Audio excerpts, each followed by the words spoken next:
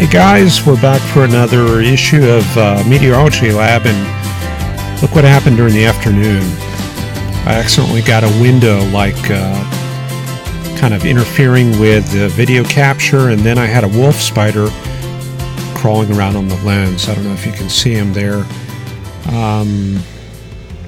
He was there a second ago, but yeah, I had to go out there and put a little petroleum jelly on the lens. And anyway, we've got a take a look at this here.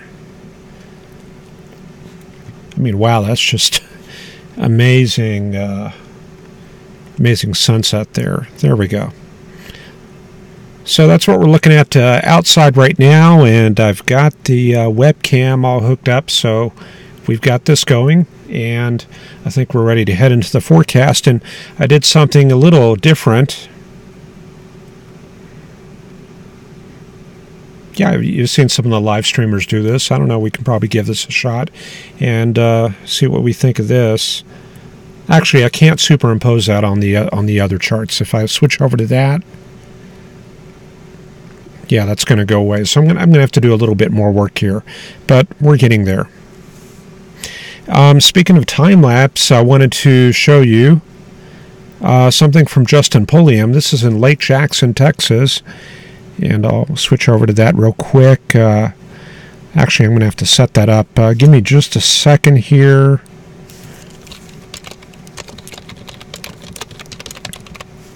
I rendered it out about 5 minutes ago, and we were just really down to the wire here as far as the time. Okay, so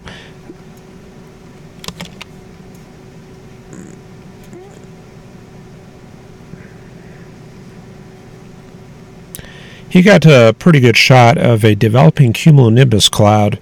I think that was to his south there. And here it is. And we're almost, yeah. Is that rolling? Yeah, I guess it is rolling. There you go.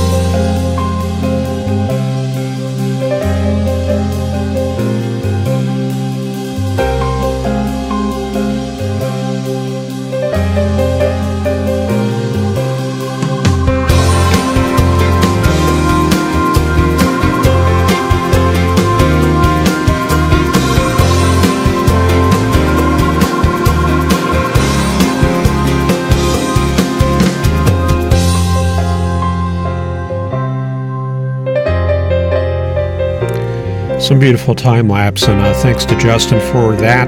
That is from July 14th, and I may be able to pull up the storm in the polar orbiter data. We might give that a shot. Looks like we're still rolling out that footage, and while it's doing, yeah, let's switch over to that and see what happened on July 14th, and maybe get a look at that storm.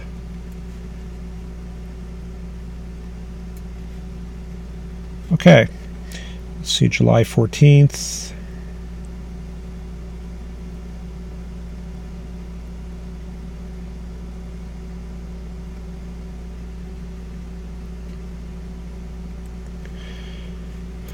Okay, Texas, let's see. We are on July 14th and heading to the coast of Texas. I'm going to have to check a map real quick to see where Lake Jackson is exactly. So this is the way I go about doing that. See, I'm definitely juggling a lot of pans here. Okay, that's just directly south of Houston. So we'll go back to the chart. And so we're looking in this area, probably looking at that cell right there. And I think we're looking from the northeast like that. And a little earlier it looked like this, so you can see that that's right along that sea breeze as it develops and moves inland. And then at the time you saw the time lapse, there it is going up. And then the other satellite that was in between there. So yeah, it's starting to go up as a towering cumulus, and there it goes. So very awesome footage, and thanks to Justin for that. I did get a few other shots, and let me go to those real quick. This is from let me check my notes here just to make absolutely sure. Yeah, that's John Booma right there, and I think that's in Illinois. This was back on the 20th, showing some pretty neat cloud forms there, and some gravity waves. Always interesting to see there. And then on the 21st, you got some shots of these scud clouds. Bases on these probably about 2,000 feet or so. A little bit of humidity very close to the ground there. And one other thing I wanted to cover is the Patreon donations. I decided we need to kind of start looking at a goal here, because I want to get symmetric DSL in here so we can start doing HD. And as you can see here, we're probably about halfway there.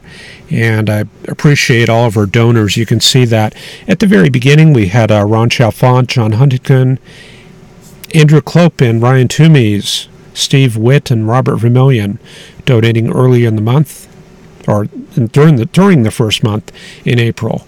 And then we had donations from Jeremy Mattingly, Kevin McKinney, Sarah Wood, Alexi Walsh, Tom Johnson, Mike Wan, Robert Terrell, Burl Henry, Theodore Kemper, Thomas Fortner, Michael O'Neill, John Booma, Jason Fenley, Lloyd McCarter, and David Moore.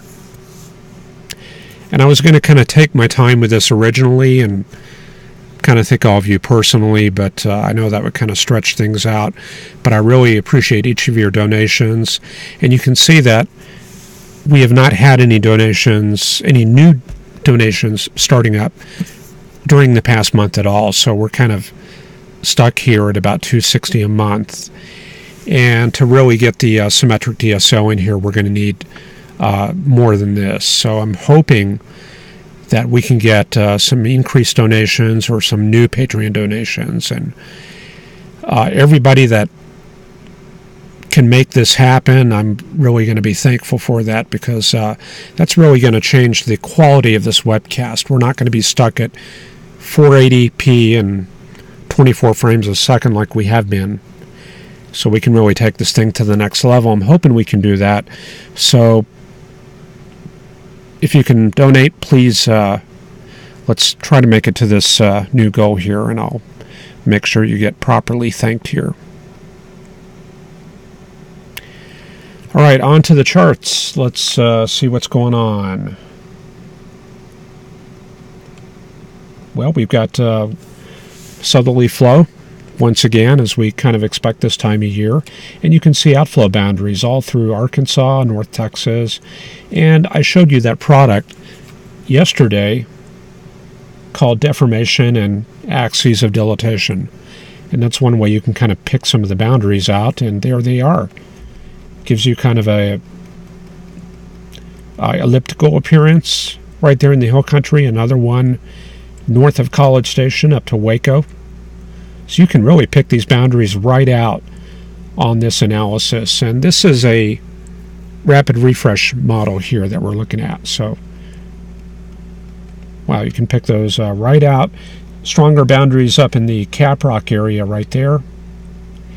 And the actual undisturbed tropical air Looks like that's just to the south, and even down there I think we've probably got a couple of boundaries in place. So, kind of a rainy pattern. Also out in Georgia, Mississippi, we got some showers and storms going out there. Not quite as severe in the Carolinas as what we had last night. And then looking elsewhere, just pretty quiet except for Nevada. They've got some big-time thunderstorm activity going on in the Las Vegas area and up into the high deserts here. Marginal risk for northwest Nevada, where they have the Burning Man event. I guess so. We've got that coming up in probably a couple weeks here. I've never been to it, but certainly sounds interesting. The upper air patterns looking like this here. You can see we've broken down that Hudson Bay vortex. And we've got another little vortex kind of creeping into the western high Arctic. So that may kind of start that northwesterly flow again. And we've got this trough, kind of a medium wave trough moving through the Canadian prairies right there.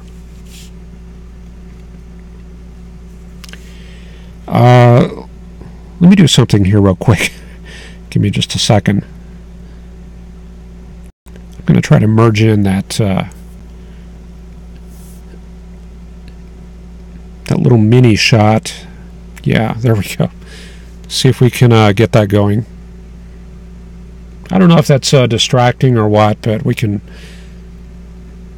put it down there and see what we think about that. Let me know if you prefer kind of a clean slate there, or if you want a graphic of me in there. So anyway, 250 millibar chart. I don't have that prepared,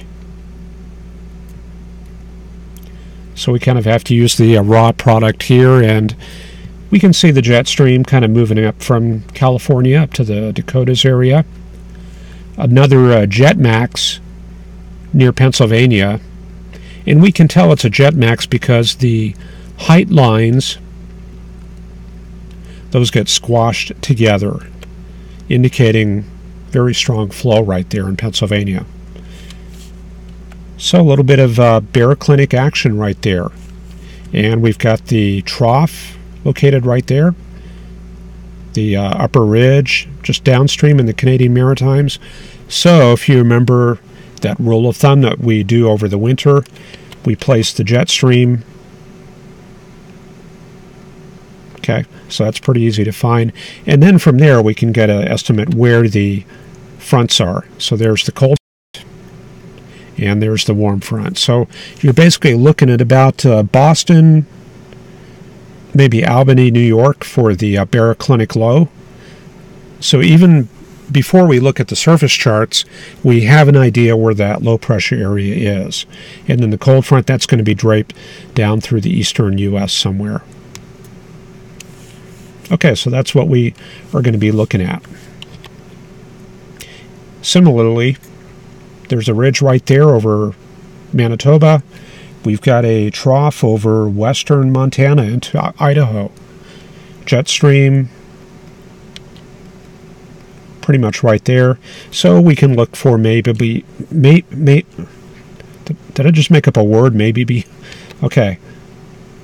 Baroclinic area in Montana. Cold front extending south.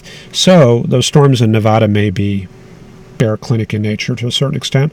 And then warm front in the Dakotas somewhere. So yet again, we can use that principle to find that frontal system. Let me take a look in chat and make sure the audio is good. I haven't really kept up on that. Okay, back to the beginning here. Andrew, let's see. Let me hang on a second. Okay. Yeah, Andrew says, good evening, everybody. And Justin says, howdy. Sue M, evening. David checking in, a little cooler in the Metroplex today. Had a nice MCS roll through it last night. Alexi and Carl and Mick and David Holcomb, Ron Chalfant, and Burl H all checking in. A little cooler in Bell County, Texas, where Temple is.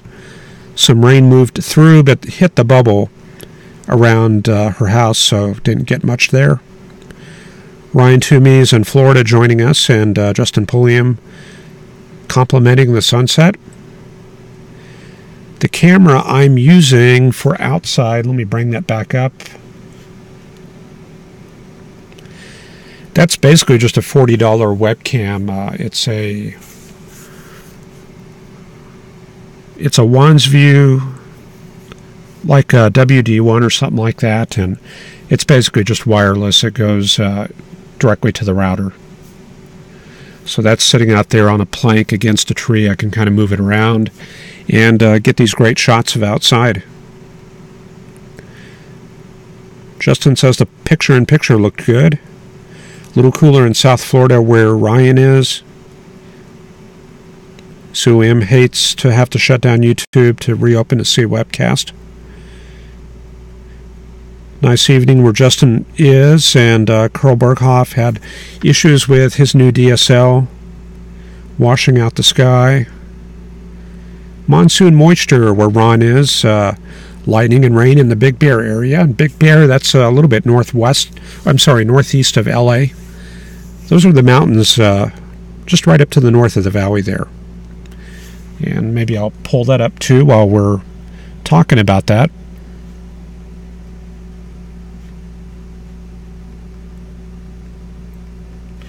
Okay, let me find the polar orbiter data. Scroll this up to today's charts. And we'll take this thing out to the west coast. And man, look at those anvils there over Nevada. Let me bring up the state and county outlines.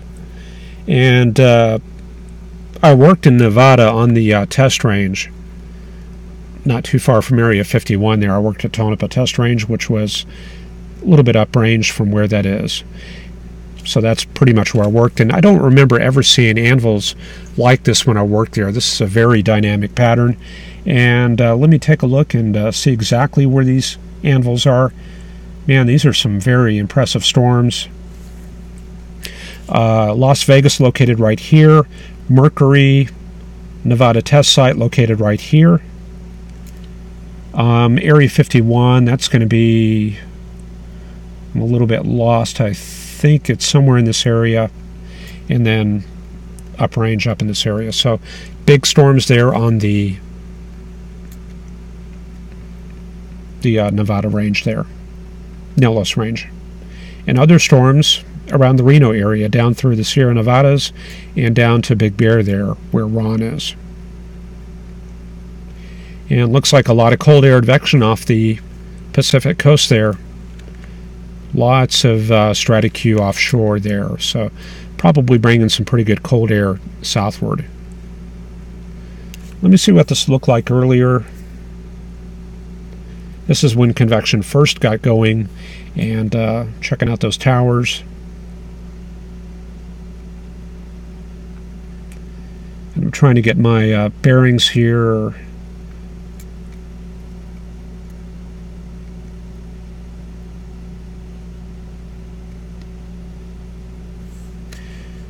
Yeah, okay, that's Mud Lake right there. Tonopah Test Range located right there, and Area 51 located right there. So these storms are along the extraterrestrial highway and just probably just a little bit east of the range, actually. But man, those are impressive. I wonder if anybody's got any shots of those storms out there. I'm very curious. Also storms there in Arizona, so the whole monsoon area completely lit up. Looks pretty quiet down there in Mexico. Usually they're full of storms in that area. Okay.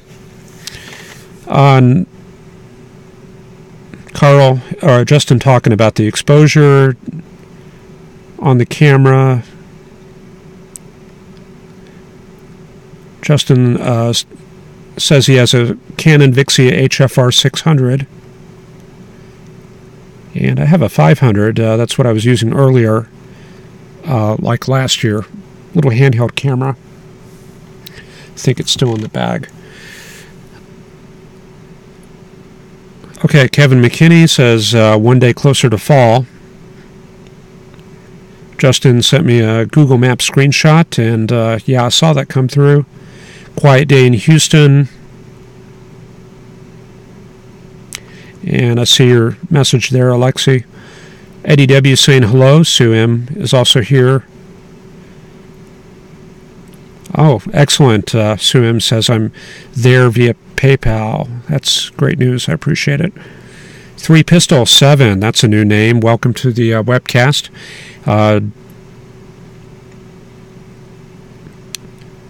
Just skipping a little bit past the photography discussion. 91 degrees in Denver, where Mike Estwick is. Andrew says the buffering is just incentive to Patreon. And all of your donations, if we do get the symmetric DSL paid for, the majority of that's going to be going to Windstream, because they have to come out here and set up business grade internet and get the higher speed uploads going, and then we'll really be able to make this webcast look really great. I mean, it seems like we're really getting close, but we're just not quite there, and I'm hoping we can turn that around here. He said Area 51 and it buffered, yeah. Ryan says more tropical waves pumping off the coast of Africa. Conditions are not favorable just yet, but it's getting primed for action with the ocean heating. And I saw the Colorado State outlooks for the hurricane season, and they're looking for above average activity. They had been a little conservative early in the year with the hurricane count, but they brought it way up towards June and July. So when things start rolling, I guess we're looking for kind of an active season here. Let's bring up the aerosol.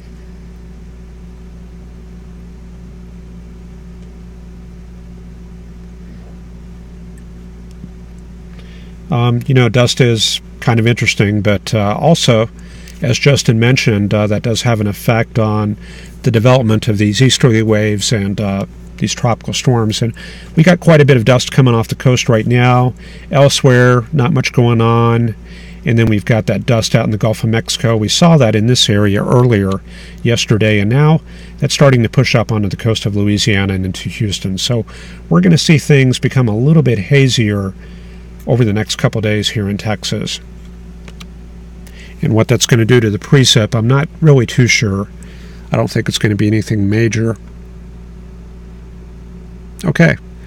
David Moore just lost the stream. Lexi lost the stream too. It could be from me messing around with the satellite data, and I'll try to cut down on that. Okay, so let's head into the other charts here. Let's look at the 1,000 through 500 millibar thickness. Okay, so what do we see here? We see things are very active out in the Pacific. You notice that there's a lot of packing of these thickness lines, very packed in here compared to the Atlantic, where we have only like maybe 2 or 3 lines. There is a little bit of baroclinicity, maybe kind of in this area right there. New York City, Philadelphia, maybe a bit too upstate. Little around to upstate New York, kind of where we put that little low pressure area. So this is kind of giving us a little consistency with the upper air products. So that looks to be where the cold front is right now in the east. And then out west, very strong cold front coming through Saskatchewan and Manitoba. There's the warm front. Looks like that's clearing the Dakotas right now. And then we go out to the west. Looks like a cold front coming up on the Burning Man area to Red Bluff, to Arcata, and through Idaho right there. So that's what we're going to be looking at on the surface chart. The area out ahead of it, obviously that's not frontal, but we've got very strong jet stream energy kind of tied in with this frontal system right there. I guess we could take a look at a sounding, and obviously a good pick for a sounding is going to be Nevada. So we're going to take a look at Las Vegas.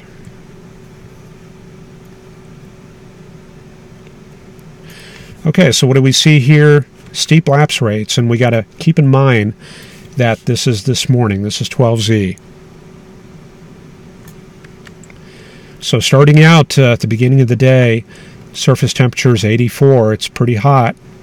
Very steep lapse rates. We have a classic inverted V. Plenty of moisture in the mid-levels right there, so we can definitely get some high-based convection going. So there's your high-based convection parcels, and we have the strong winds aloft. 40 to 55 knots there, up at 30 to 40,000 feet. Then we go a little bit further north up to Reno. Very similar pattern, but the lapse rates look even a little bit more steep, almost absolutely unstable.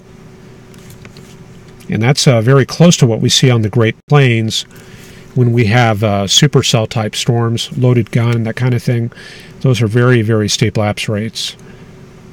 And some good mid-level moisture there too.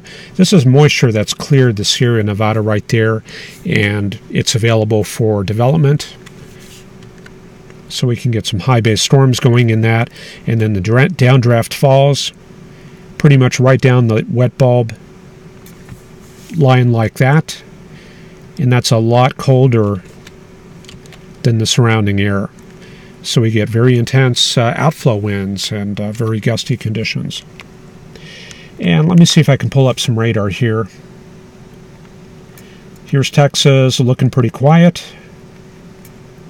And let me see if I can go out to Nevada.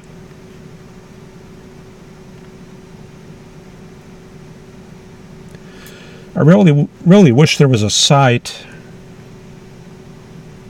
on the Nellis Range. That would be pretty neat, like right in this area, because they do get some storms here every now and then, and this is a giant hole.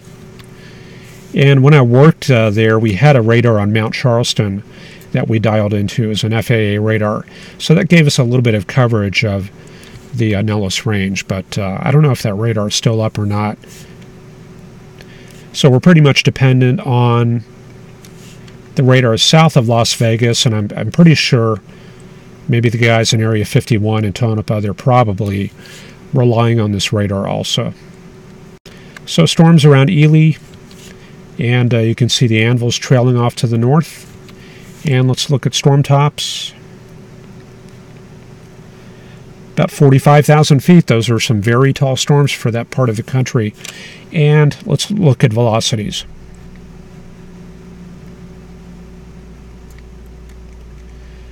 Lots of outbound, lots of red here.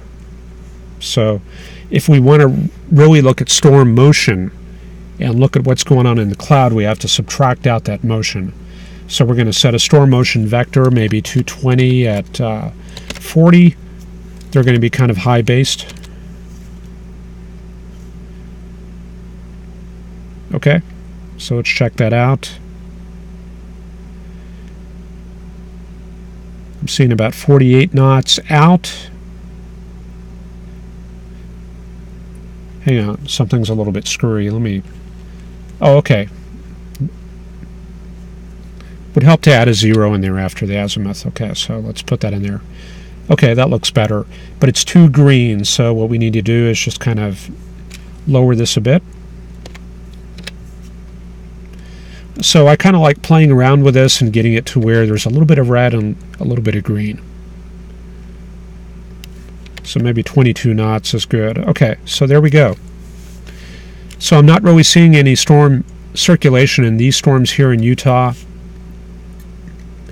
Up here, possibly a little rotation, like right here. So the center of the rotation is going to be about right where I put that dot, just some very broad scale, light rotation. And yeah, so there's a little bit of rotation in these storms. It's very common for line multicells like you see here. It's when it starts developing up to velocities of like 30, 40, 50 knots a shear, that's where you start to have some concern there. And lots of range folding here interfering with these storms further west. Okay, we better move things along here. I'm going to try to reload this vorticity panel. This didn't load when I started the webcast, and I'll just take a quick look at the chat here. This little mini thing in the corner, it seems to be working out pretty well.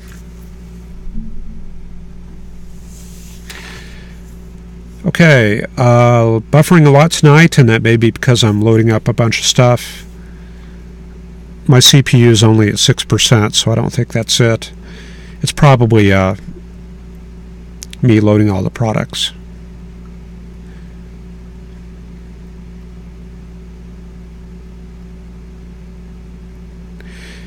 Jumping Flash asks, is the Saharan air layer dusting up the tropical hotbeds? And Ryan says, yes, it's keeping the developing waves at bay, so it does have a little bit of a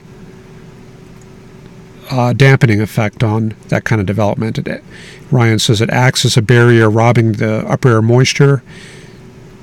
Physically, I'm not too sure what it does because I haven't seen the papers, the tropical weather papers, on what that does. I'm wondering if it adds a bunch of nuclei to help seed the air and prevent further development, because these systems are very reliant on latent heat. So when you take that away and precipitate out a lot of the water, then you lose that latent heat effect. So that's what I think it might be, but I'm going to try to take a look in the journals tonight and see what I can find there. It's not something we deal with here on the plains, but maybe it does have a minor effect here. We'll have to check. Jumping Flash says the TV Mets say that the dust has arrived in San Antonio. Alexi says, thanks for sharing the El Reno sounding in the Facebook group. I forgot who did it, but it was nice to see.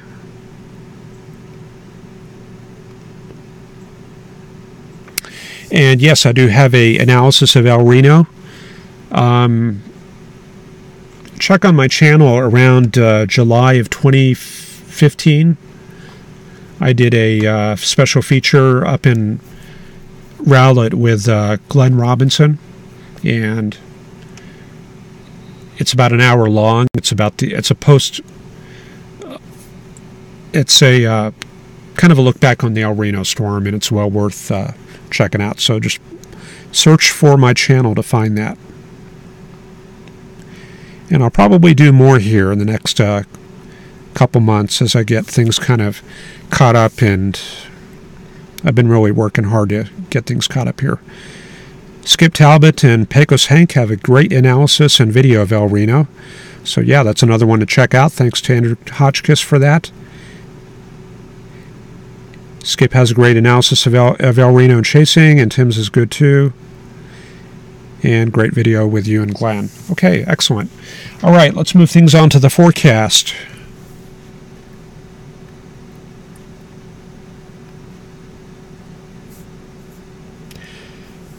High resolution rapid refresh is stalled. There it goes. Few storms there in central Nebraska. That's pretty common this time of year. Very intense heating in the high plains, and those are very strongly diurnal, so you can see that those dissipate after midnight and pretty much clear by the pre-dawn hours in the plains, but very persistent southerly flow coming up from Texas. And I can see down at the bottom, Texas also pretty quiet. So what are we looking at for the next week or two?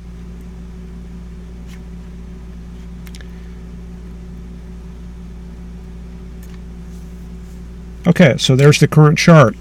You can see we've got the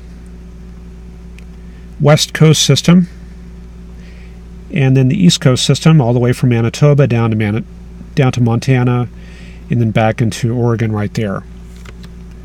So by the time we do the webcast tomorrow, Tuesday, it's going to be looking like this. Cyclogenesis in western Nebraska. Looks like the Canadian system occludes, and this tail end system develops a little bit. So maybe a little bit of a weak frontal system right there. High pressure across the Great Lakes, pumping a little bit of cold air southward, and that old boundary is down in the Carolinas, down to Atlanta and maybe to Memphis. So that's going to be an area to watch maybe the following day on Wednesday. Also high pressure out in the Gulf, so that's going to be pushing some air up into Texas and into the Central Plains. Okay, a little bit of MCS action in South Dakota overnight on Wednesday morning. Then for Wednesday's webcast, cyclogenesis kind of pulls the system together in the Central Plains. Warm front in Iowa, so that'll be something to watch. Maybe a little bit of severe activity in the Des Moines area, maybe up to Sioux Falls. Cold front trailing off into Dodge City, but looks like not much moisture. Then for Thursday, front moves into the Midwest and into Texas right there. Most of the precip is going to be in the Midwest. Then for Friday, the frontal system moves down into the Tennessee and Carolinas, Virginia area, driven by this high pressure, 1018 millibar high over Lake Superior, pushing cold air southward. So a lot of dry air coming south through the Midwest, and that'll keep that frontal boundary well to the south. And that may push it into Texas. I would be looking at maybe an outside chance of precip here in East Texas. Then for Saturday, a little bit of cyclogenesis in Georgia. So we'll be watching for that there in cold front. So a little late season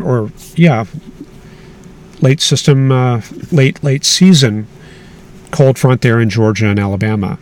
That's a little bit unusual. So that's going to be on the weekend. Maybe a little bit of chance of severe.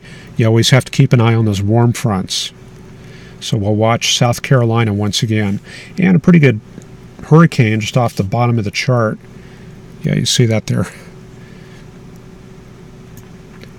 I'll tell you, if there was an island like way down here in this part of the Pacific, man, they would be getting hit constantly.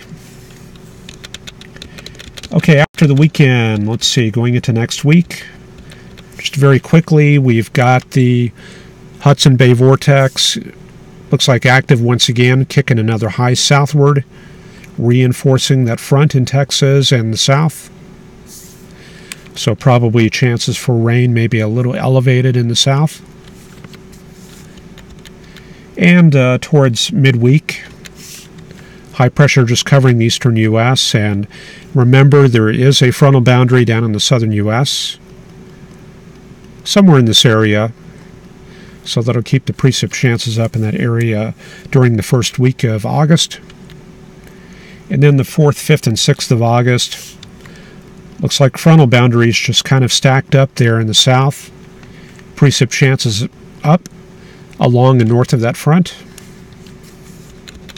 And then towards the very end, GFS bringing a little hurricane or tropical storm north into the Carolinas. And there is a lot of uncertainty, especially this far out with hurricanes and that kind of thing. What's important is that there is something out there that the GFS is forecasting, so that would be a signal to kind of watch that and keep an eye on what's going to happen. And for all we know, that could go into the Gulf, or it could just continue eastward into Mexico and Central America. But it does look like there's a little bit of activity picking up there during the first week of August. And I think I'm about all talked out here. One last look at chat. Tim should randomly say Area 51 and see if it buffers. Let's see.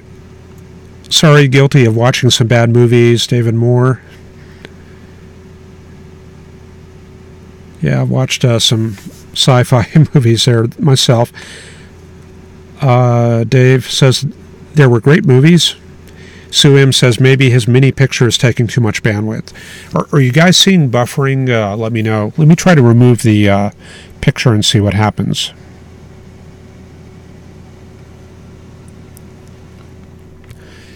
and then I'll talk about the maps for just a minute. We'll see if that clears up a little bit.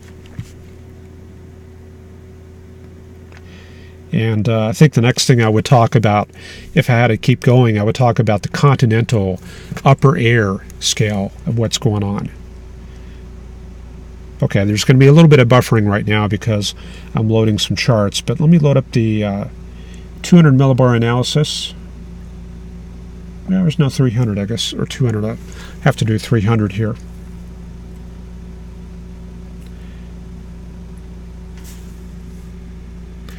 Okay, so we're loading. It's going to take just a second.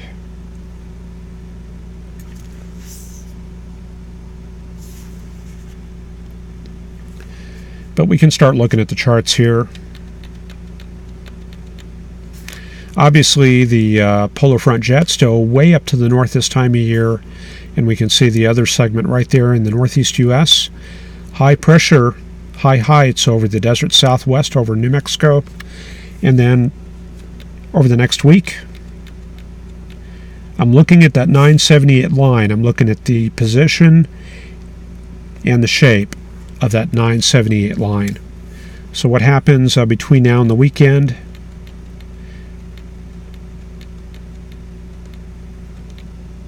Looks like it maybe recedes just a little bit towards the weekend. It's pretty much parked over New Mexico and Colorado, so it looks like some hot weather there. Okay, our charts are done loading, and then for next week, it looks like that 978 expands. Yeah, it's a little bit bigger. There's a little bit of diurnal and nocturnal stuff going on, but it does look a little bit bigger, and it's starting to park itself over Arizona and the Four Corners area. So it retrogrades just a little bit, and then opens up a little bit of northerly flow into the plains. So that's going to give us a few boundaries pushing down into Texas and the southern U.S. So definitely that's going to support more chances of precip. For hot and dry weather, what we would look for is this high to be located out here. But we don't have that. We've got troughing.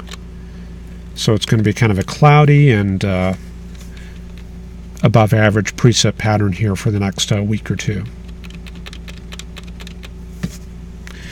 Okay, one last look. You're still seeing buffering. Okay, so it's obviously not the